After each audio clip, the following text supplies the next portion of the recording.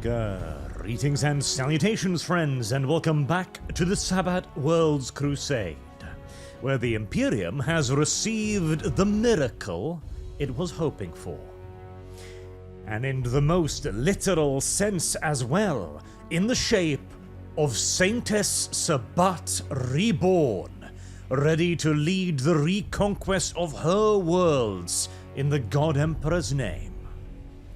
The news alone was enough to turn entire battlefronts on their heads, where the Imperium had previously been on a failing front. Stricken deeply by the enemy's terror tactics, now ever more resolute resistance was growing forth everywhere that her name was mentioned. It was a precious reprieve for the Warmaster's overstretched crusade, as stiffening Imperial Guard resistance slowed down the twin jaws of the Gaur, Magisters Anakwana Sek and Enoch Innocenti. But not everything was going the Warmaster's way. The joyous news of the Saint's return was somewhat besmirched by two nigglingly uncomfortable data points. The first was that the Saintess Reborn had been discovered by a disgraced general, kept in the rearward lines on simple occupation duty on the world of Hagia, the Saint's original home world. This general was Lugo, the man who had almost managed to end Ibrahim Gaunt's career. But far more damningly in the eyes of the Warmaster, Lugo's decision to withdraw his troops and his Imperial Navy elements from Hagia when it became apparent that a major Chaos force was headed towards it had very nearly doomed the entire Imperial Crusade. Now granted, at the time Lugo had not yet known of the two other jaws closing around the Imperium's neck, but had this third jaw also managed to snap shut along with the other two, the Crusade would probably already have been over. In such a situation, Lugo's decision should have been to stand and fight, regardless of the odds, to give the Crusade a chance to survive. But Lugo had of course elected to save his own skin. This, far more so than the slight against Ibrahim Gaunt, was the main reason why Lugo had been reassigned to inglorious garrison duty. Unfortunately, this had also, as it happened, placed him in the perfect position to take advantage of the Saint's miraculous return. This stroke of fortune also made many initially doubt the veracity of the rumors. General Lugo had always been a career-oriented individual and had taken his de facto demotion very poorly indeed. He had also been known to be the kind of guy to bend the rules when it benefited him. Would even he be so bold as brass as to fake the return of the Saint, merely to get himself back into the good graces of his superiors? Blasphemous though such a thing might be, there were quite a few who thought that was exactly what the disgraced general was doing. However, political ploy or not, reality remained. The rumor of the Saint's return had galvanized the Imperial Crusade, and Macaroth was more than savvy enough a political player himself to understand that any efforts to reveal a falsehood, if indeed it was so, would do far more damage than good. For better or worse, Lugo's star was yet again in the ascendancy, although it was also clear that Lugo had not got complete control over his new icon. The second problem, you see, was that the Saint had categorically refused instructions from the front line, and, reports indicated, from Lugo himself as well.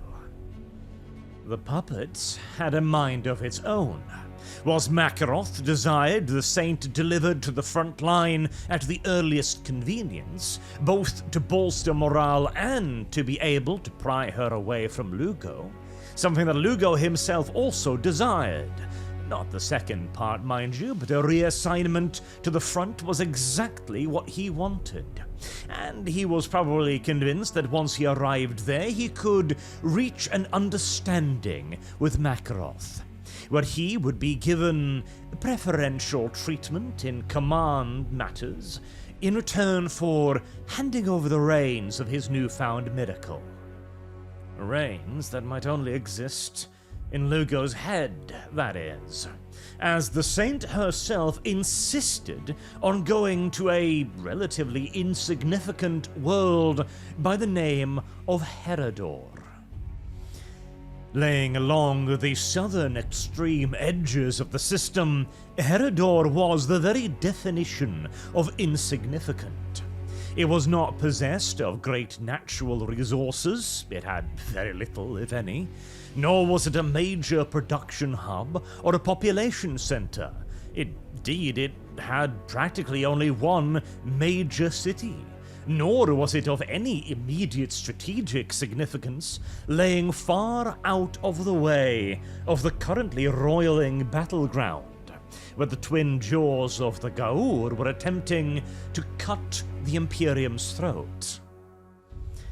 The only significance the world was possessed of was the city of the Civitas Beati and its sacred spring, where the Saint had rested during her initial conquest of the Sabbat Worlds, and where she healed grievous wounds. But, despite the seeming absurdity of the desire to go to Heredor, Lugo could not deny the Saint's request, for it is not a humble Lord General's position to question the words of a living saint, right? And if one therefore was to do so, it would cause serious damage to her image. And Lugo didn't want that. And so, the Saint got her way, and off to Hagia the Lord General and his Saint went, along with an interesting request. The Saint had requested the presence of the Tanith First and Only, asking for Ibrahim Gaunt by name. This was someone, of course, that Lugo knew. Someone that Lugo had placed considerable political capital in destroying, and someone he had failed to destroy. But for his many failings, Lugo was not an idiot. He had gotten a decent grasp of Ibrahim Gaunt's character, and figured he could probably point him in the correct direction. And if not, at the very least, Lugo's aim to have the Saint head for Morland would probably align with Gaunt's aims as well. And so the Saint would have her honor guard. A guard that arrived slightly confused, having been called across a significant distance of space and from a currently active and important front line to, many of them suspected, play babysitter. At least the Tanith wouldn't be left entirely unentertained, as along with the Saint had come, firstly, enormous numbers of pilgrims, massively overwhelming the Civitas' ability to actually handle or care for even a fraction of them, and along with the pilgrims came heretics in tremendous numbers. The first was an unavoidable inconvenience, coming in huge personnel carriers, with civilians being unloaded by the tens of thousands, people who had come from across the Sabbat Worlds to be closer to their saint. And the second were a far more strident problem, Often arriving in the same transport, heretics, chaos cultists, and various dissidents and infiltrators arrived not in quite the same numbers, but in large enough to be a problem for local PDF and the Civitas militia.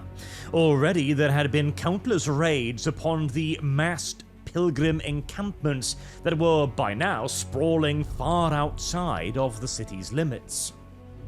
It was during what appeared to be a raid by heretical dissidents that the Tarnith first and only arrived, with Colonel Commissar Ibrahim Gaunt doing what he always does when he arrives in a new planet: antagonize local leadership.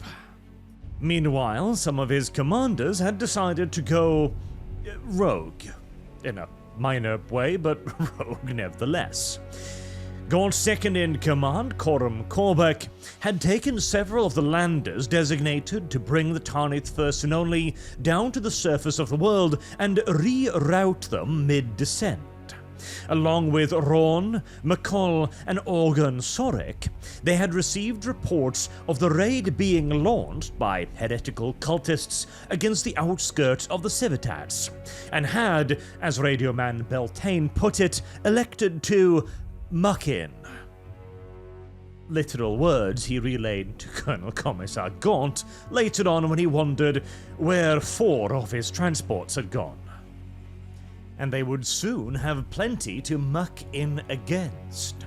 Whilst the PDF and Civitas militia had dealt well enough with the occasional raid of chaos cultists, drawn as unwaveringly to the saint as her countless pilgrims, they were now up against something significantly more dangerous, as the raid was supported by stock tanks and disciplined infantry, wearing red body armor and iron grotesques.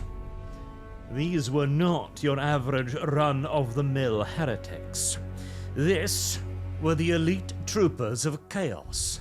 The Blood Pact had come to Heredor.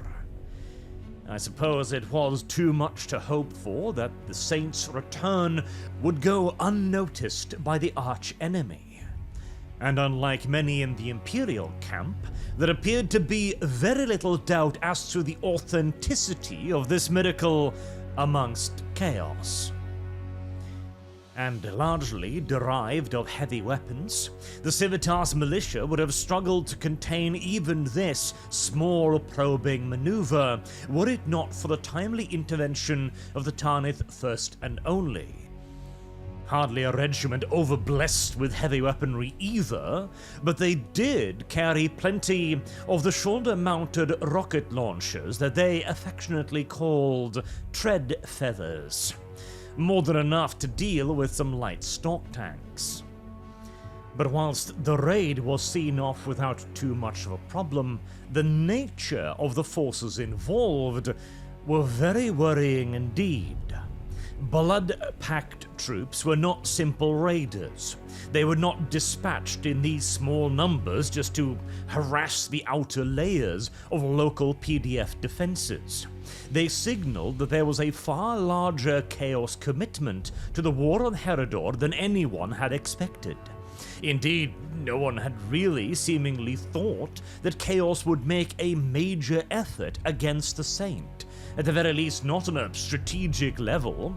And yet here was the Blood Pact, the enemy's elites, drawn away from the front line to a insignificant world to hunt a girl. And a girl it may very well be, as Ibrahim Gaunt received an audience with the Saint and immediately recognized her as the girl Sarnian from his adventures on Hagia. She was the young Isholai that had accompanied Bryn Milo and the other wounded invalids in their efforts to rejoin Gaunt and the Honor Guard as they moved their way towards the Saint's final resting place. And she was therefore partially responsible for the salvation of the entire planet, due to the triggering of the, Deus Ex Machina underneath the mountain.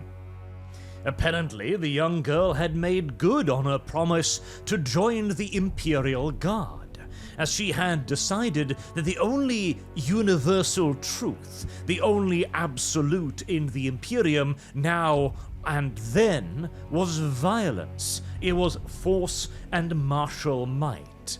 Certainly a fiery disposition worthy of a saint, and it was probably what brought her to Lord General Lugo's attention in the first place, whom, upon seeing this ferociously fanatic young girl, hailing of course from Hagia, the saint's home planet, and thought to himself that this would make a pretty little banner indeed. She did not, however, fool Gaunt, who declared her to not be his saint upon meeting her, but he also realized the strategic implications of denouncing her publicly, and so he simply told Lugo that it did not matter if he believed she was the saint. Her importance to the Crusade was too great. Lugo simply responded by saying, "Now you're starting to get it, Gaunt." And with no other real choice, Gaunt simply had to get going with it, and begin preparing the defenses of the Civitas Beati.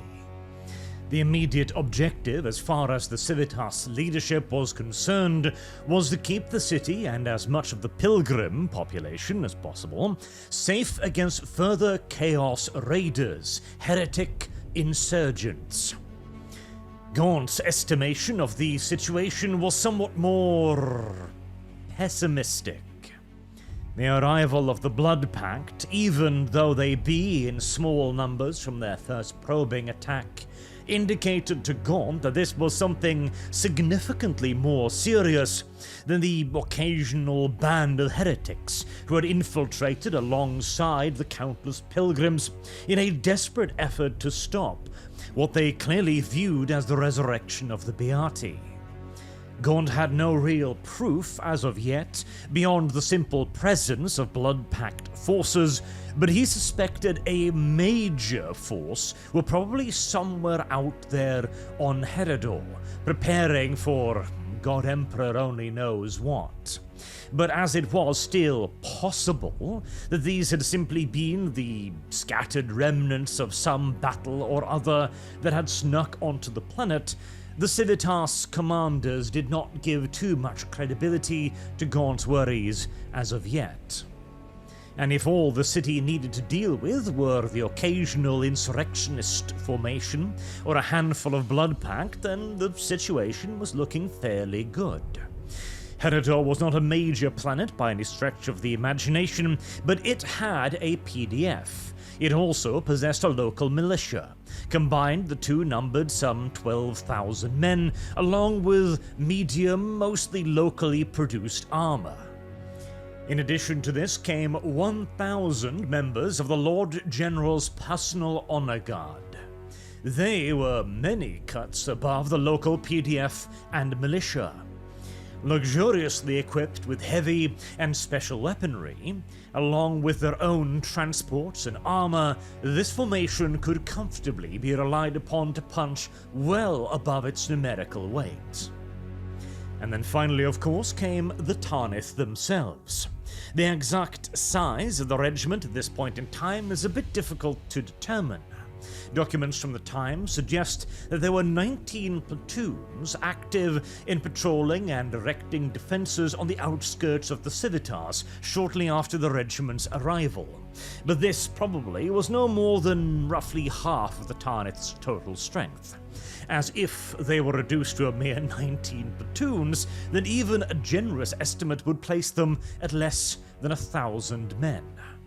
More likely, they were still in excess of 2,000, possibly even 3, although the trials and tribulations of ex-Cardinal would no doubt have trimmed their numbers somewhat. So, at the greatest estimate, the defenders numbered some 16,000. 3,000 of which would be the professional members of the Tarnith First and Only. Another 1,000 would be the Lord General's personal guard, elite troopers by all estimates. And the remaining 12,000 would be of highly varying quality. The Civitas Beati maintained an elite nucleus core of well-equipped and trained local PDF, but the militia, well-armed and presumably eager amateurs, but little else. It was a formidable force if all they were expected to deal with were insurgents, but more than a little thin if it was supposed to face off against an entire Chaos army. It was fortunate then that things in orbit were looking better. The Warmaster had sent a significant honor guard of his own to guide Lord General Lugo and the Saint wherever they might wish to go. This was the battleship Omnia Vincit, along with the escorting frigates, the Navarre, and the Berengaria. These ships were then joined by the Laudate Divinitatis heavy cruiser and another frigate, the Glory of Cadia, as they escorted the Tarnith First and Only's transport ships to Heredor. Under the command now of Captain Esquine, this was a significant escort detail and a luxurious orbital defense, even though its ability to maneuver and deploy were currently being hampered by the dozens and dozens of pilgrim ships also in orbit, thronging up against one another in an effort to reach stable orbit and begin disgorging their masses of pilgrim passengers. The traffic was proving challenging in other ways as well. The usual auger relays capable of reading the currents of the warp to provide early warning of incoming translations, hardly a precise science at the best of times, was practically blind due to the quantity of ships coming and going from Heredor. So churned up was the warp that the fleet was reduced to making, at best, rough guesses at the tonnage of incoming ships by measuring their bow wave through the warp. They might as well have been using tarot card for all of the accuracy involved in such a procedure, but it was at least better than nothing. And they knew that one of the incoming fleets was an Imperial one, as previous astro-telepathic communication had confirmed that significant fleet reinforcements were vectoring towards Heredor. 5 further warships and a carrier, which when joined with Fleet Master Equine's already existing forces would make Heredor a very tough nut to crack for anything but a dedicated Chaos flotilla. And regardless of how churned up the warp might be, if a fleet of that size started moving towards Heredor, the Imperial fleet would receive enough warning to get the Saint back on board and make emergency translations of their own, should it prove so vast that fighting was not an option. And that was not the only good news. Lugo had also received word that 3 regiments of Khan heavy infantry were heading towards him, along with an armored company and Adeptus Mechanicus specialists, with ships carrying new plasma generators to beef up the shields of the Civitas Beati. Clearly, the Warmaster was taking the Saints' security very seriously, and soon Heredor would be almost as tough a nut to crack as most of the frontline battlefields. But these reinforcements were still a few days away, and until then, the city and its defenders would need to hold out against the heretic insurgents, and they would need to do so without one of their principal weapons in such close-quarters engagements. The Tarnith had been refused to bring any of their flamethrowers along with them into the city. The venerable flamethrower was one of the few heavy weapons that Tarnith possessed in decent quantities, and their use were denied because they were perceived to be a weapon of honor, only to be used by the Civitas' elite defenders. This was because water was an extremely precious resource on Heredor, and so the only ones who could be entrusted with the power and responsibility of wielding water's enemy, fire, were those of sufficient standing and birth. It genuinely amazes me that Gaunt actually listened to this instruction for once. This sounds like exactly the kind of local lunacy he would usually ignore. But the Tarnith were deployed to the front lines without their beloved Prometheum belchers, and they would soon get involved in some action, as the heretic dissidents, the raiders and the insurrectionists returned in significantly larger numbers, still wearing iron grotesques, wielding laser guns and supported by stock tanks.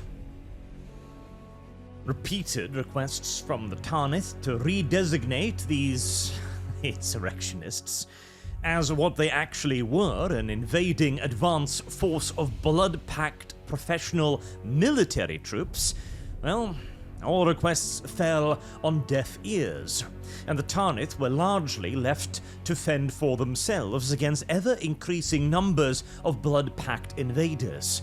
This was a significant escalade, not merely a probing push or a terror attack, as the Tarnith were being reliably informed on their long-range voxcasters by Civitas Beati command, but a probe into the Imperial's defenses.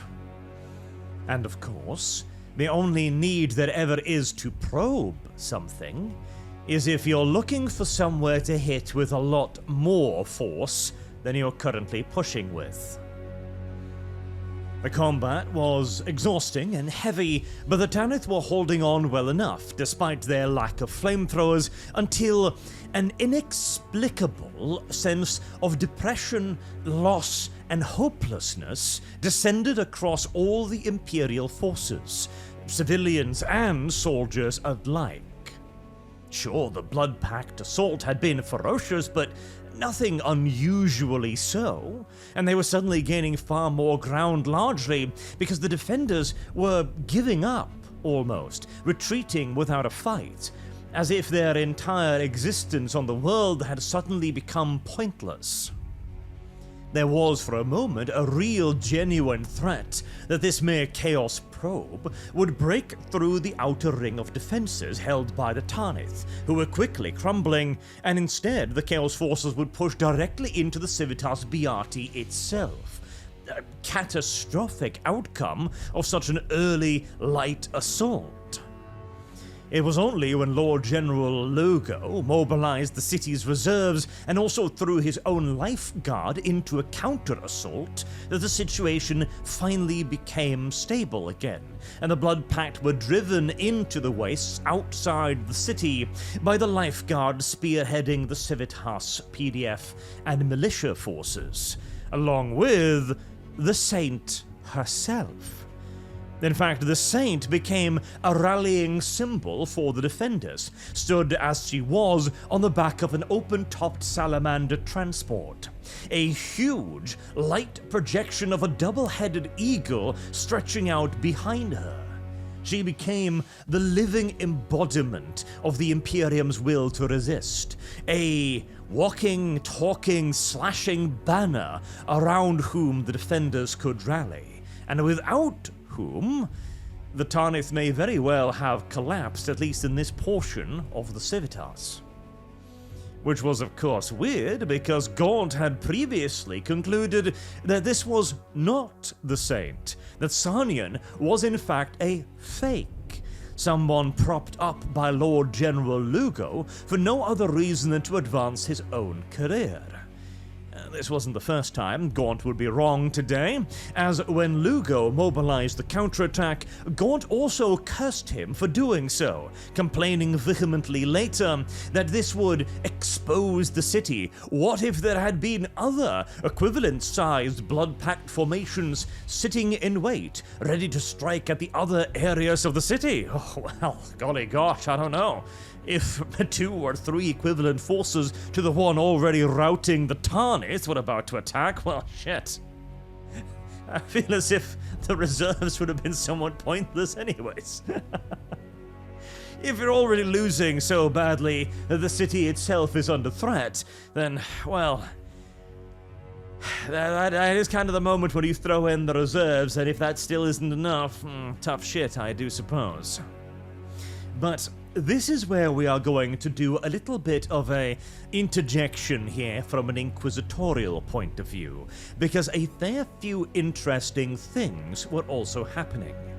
You see, previously on Heredor, there had been several reports of miracles, on a small scale, granted, but unusual events. On one occasion, for example, a young girl, a child in essence, had supposedly stood up to an angry mob and brought them all to quiescent compliance merely with her raised hands. Unusual. There were other reports during the fighting as well that this young girl had appeared out of nowhere, that she had guided refugees to safety. There were many such accounts, but they all stopped abruptly during the fighting, with some claiming to have seen the miracle girl be blown apart by a tank shell. It was around this time as well that the mysterious sense of defeat settled upon the Imperial defenders. Later statements said that they felt as if something had gone terribly, irreversibly wrong, as if the universe itself had somehow failed. This might be understandable amongst those men who had seen this young girl obliterated by a high-explosive shell, as they, well, might have been distressed by the sight, the pointlessness of it all, and the brutality of the enemy. But they were far from the only ones to experience it. This phenomenon manifested across the entirety of the battle zone, simultaneously, even amongst Tarnith troopers who were nowhere near the event. A mysterious happenstance indeed, seemingly only explainable by some sort of psychic interference.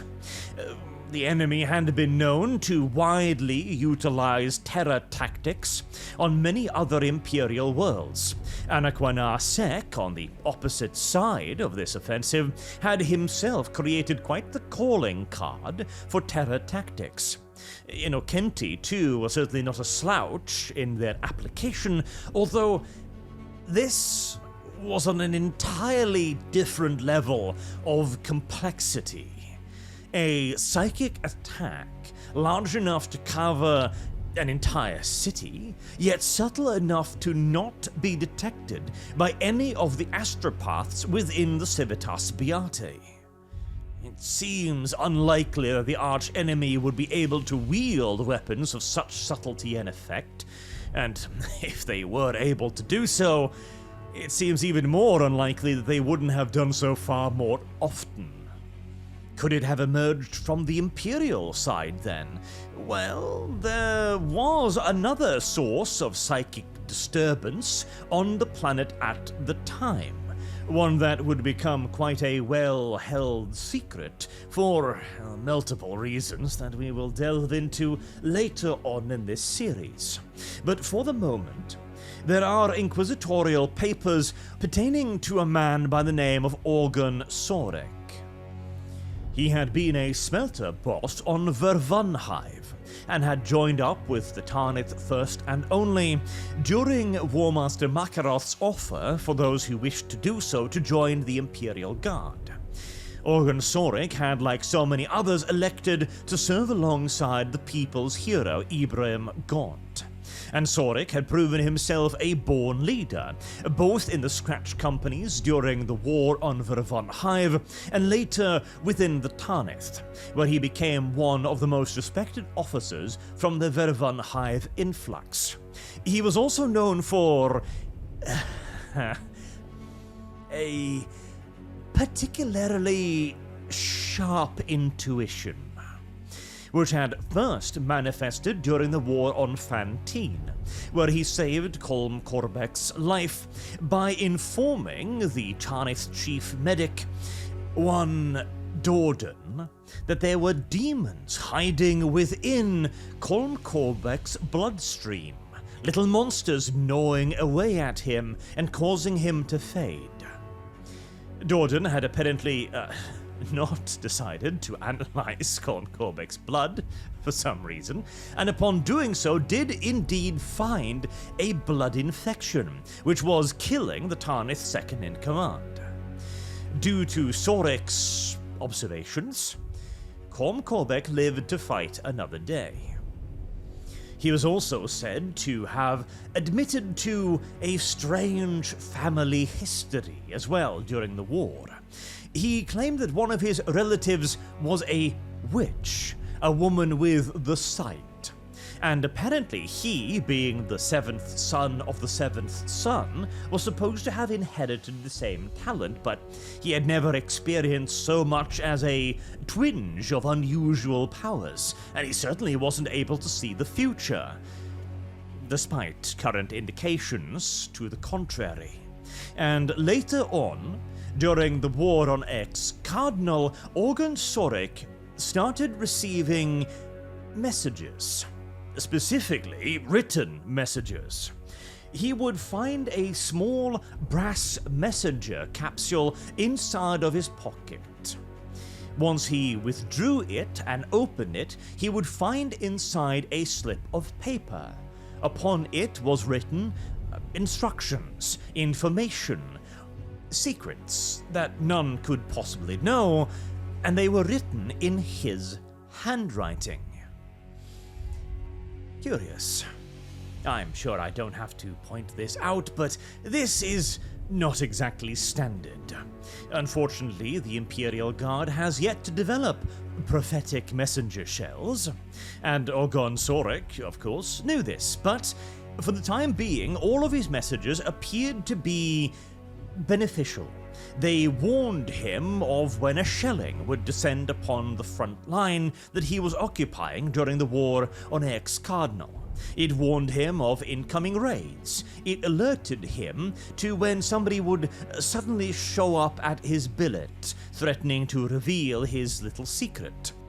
For whilst Orgon Sorik himself was completely convinced that this was obviously a good thing, it was helping him, it was keeping his men safe, it was revealing to him the exact location of enemy weapons team, for God Emperor's sake. How could this be anything but a boon?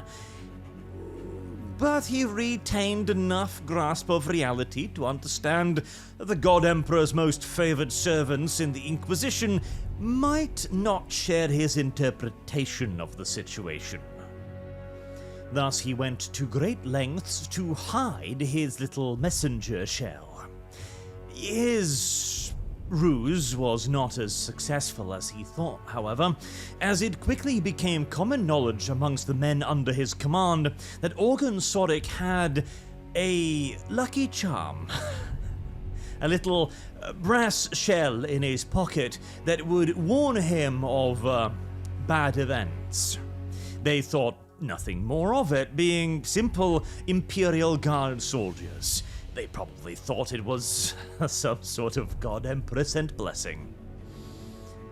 You know, it's almost disturbing how often this repeats.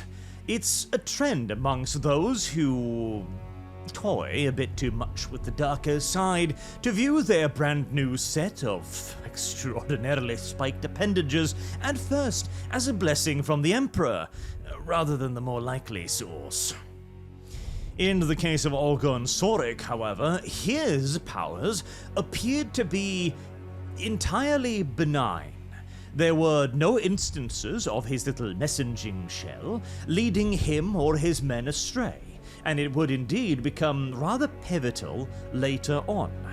But despite these clearly unnatural events, there is nothing to suggest that Orgon Sorik was involved in the psychic event that caused the Tarnith to lose their stomach for fighting. There is, however, yet another weird miracle that occurred shortly after the fighting finished. After the appearance of Sarnian, or the Saint, depending upon whom you asked, the Imperials rallied and drove back the Chaos Probe, but the Tarnith First and Only had taken quite a battering whilst doing so, and one of the casualties was a man by the name of McKenna. McKenna was one of the Tarnith's elite scouts, and his loss would affect the regiment deeply. However, he was not dead, merely on death's door, heavily wounded. Whilst lying in the hospital ward, Gol Collier, the previous officer who had been brain damaged to the point of imbecilehood during the war on Fantine, had entered the hospital ward, picked up McVenna, and carried him out, all the way through the streets of the Civitas Beati to the sacred balneary, where Gol Collier, bless his tiny mind at the time, had heard that the saint's miraculous waters were the waters that had healed the saint during her original conquest of the Sabbat Worlds, waters that could cure any ailment. And so he brought McVenna into the pool and started dipping him under. Normally this would end in a rather tragic drowning incident, but before Gol Collier could finish drowning McVenna, they were interrupted by a third person, Sarnian, or again, the Saint, depending upon whom you ask. The two hospital escapees had also been followed by Ibrahim Gaunt, who had been told of their mysterious disappearance by the hospital staff. He arrived just in time to see Sarnian dip the two of them underwater and bring them back up again. Gaunt would later testify that at the time he did not know if she was healing or drowning them. But any confusion was swiftly dispelled when McVenna simply walked out of the hot spring under his own machine. The man had not been able to stand even mere minutes ago, and even weirder, Gol Collier also hauled himself from the water and started speaking in full sentences again, and wondering where he was and if he'd missed anything. Well, now there's some girl bathwater worth the asking price. The two were immediately brought to the medicus offices again to be examined, and miraculously, they were both fully healed. McVenna was fit as a fiddle, better than ever in fact. There were not even a trace of blood left in his abdomen from his enormous internal bleeding wound. And as for Gol Collier, his situation was even more absurd. In the case of McVenna, his injuries had simply disappeared, as if they were never even there. But Collier, who had had half of his brain evicted out the back of his skull, well, his brain hadn't regrown.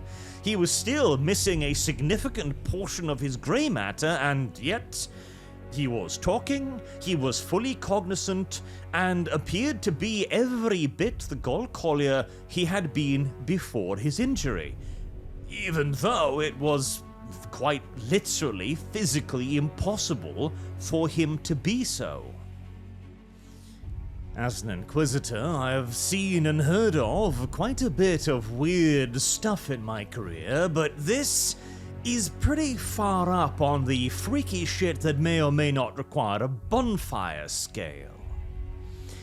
And Colonel Commissar Gaunt was extremely wise, for once, to immediately contact the High Ecclesiarch on the planet and summon agents of the Ministorum to have the miracle adequately documented and classified as such, as otherwise, again, people have been burned for significantly less.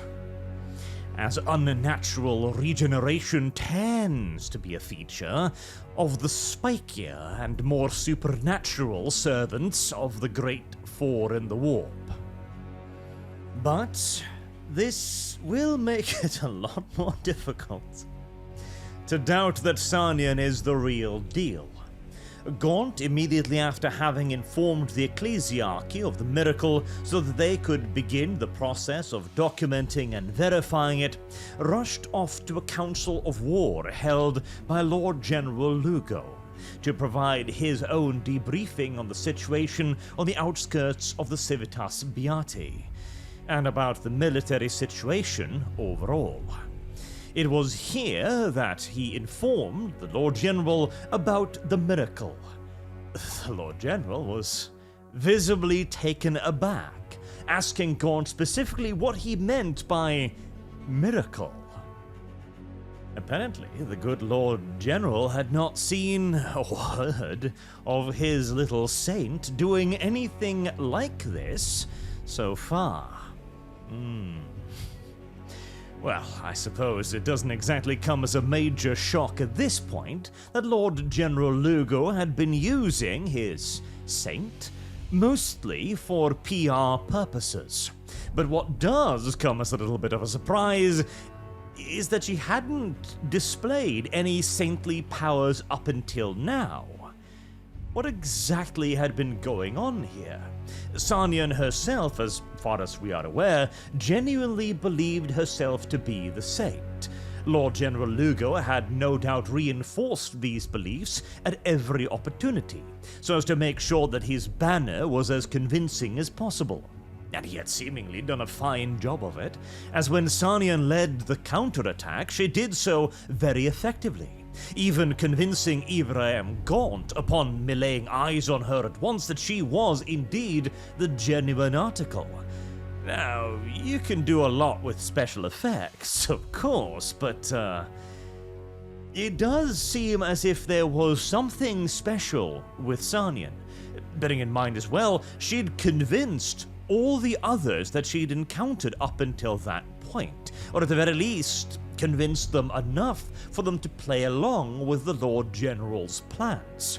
The only ones that had rejected her were first Ibrahim Gaunt, and then the Tanith First and Only's new cleric, Ayatani Swale, who had joined them after their adventures on Hagia. He too had been more excited than anyone for the return of the saint. He was one of her priests, a wandering preacher, whose entire purpose for living was to walk in her footsteps. But upon actually meeting her, he too had denounced her as merely Sarnion, and not as the saint. Yet, what are we to make of the miracle now then? Well, remember the miracle girl we talked about earlier? The one that carried out several examples of what appeared to be genuine miracles. Halting crowds, blocking fire, leading children out of danger, all of that stuff. When she died, that was the same moment that Sarnion apparently gained her new radiance. It seems conceivable, as this has been documented in previous cases of living saints, that Sarnion was indeed the saint, or at the very least, more correctly, her designated vessel in this mortal world. And the young girl was her spiritual representation, her, well, in essence, psychic ghost, the angel. There have been many documented examples of the God Emperor's angels, of the spiritual type, descending and carrying out miracles, and even fighting alongside his servants. And to clarify, not the angels of death, the actual angel kind. In fact, we have a documented example of that in the Sabbat Worlds Crusade and with the Tanith First and Only, with Sniper Larkin. It may even be that the saint on Hagia was the same as the saint that directed Larkin, who was the same as the saint who carried out all of these supernatural actions on Heredor. That she had, in fact, always been with the people of the Sabbat Worlds in spirit, but diffuse, cast across a huge area as more of a patron saint of a tremendously vast area of space. But now, in the Imperium's need, she coalesced. The destruction of her psychic form, if we can even call it that, would then have forced her into her physical body, in the same way that many servants of the chaotic powers can only continue to exist in the real world if they have some sort of anchor, either via a host being, a literal anchor point as in an item that keeps them bound to reality, or in areas with sufficient warp permutation. We could delve into an argument about whether or not living saints are in fact simply just demons of a more glorious nature, and I believe in fact we have had that discussion at some point previously in the archive, but we're getting awfully heretical here for a document discussing the return of Saint Sabbat. Regardless of the nature of the saint, how she came about her powers and or when, it appeared now to be pretty damn uncontroversial that she did indeed have powers, and that a fair few of her previous minders weren't aware of that fact. How is Lord General Lugo going to respond to this, precisely, now that his little standard not only has a mind of its own, but the power with which to back it up as well? Perhaps nothing need change. After all, she's still indebted to him, right? And if she turns out to be a real saint, or some sort of miracle maker, then all the better. I do imagine that right now Lord General Lugo is also evaluating the scenario of whether or not she could be something entirely different altogether, and just how boned he might be if that turns out to be the case. But for the moment, there appears to be no immediate reason to begin panicking just yet. Besides, Lord General Lugo has more immediate concerns to worry himself with. He informs Gaunt that reinforcements are incoming, regiments of the Imperial Guard, and further Imperial Navy warships, which will turn Heredor into a proper fortified planet. So as long as there is no immediate, as in the next literal 2 days, danger of the Civitas Beati being overrun, then everything should be just fine. Famous last words, if any were ever uttered. As of course, dark shadows are already beginning to spread across the Civitas Beati. Because if Sanian really is a genuine bona fide saint, then you better believe that Chaos knows about that as well. And they're not going to be satisfied with sending a simple scouting force to kill possibly the single most powerful and impactful weapon the Imperial Crusade has ever or will ever see. Things are about to get a lot more difficult on the world of Heredor, but that will have to wait until next week. Until then, thank you all very much for listening, and I hope to see you all again soon. Have a good day.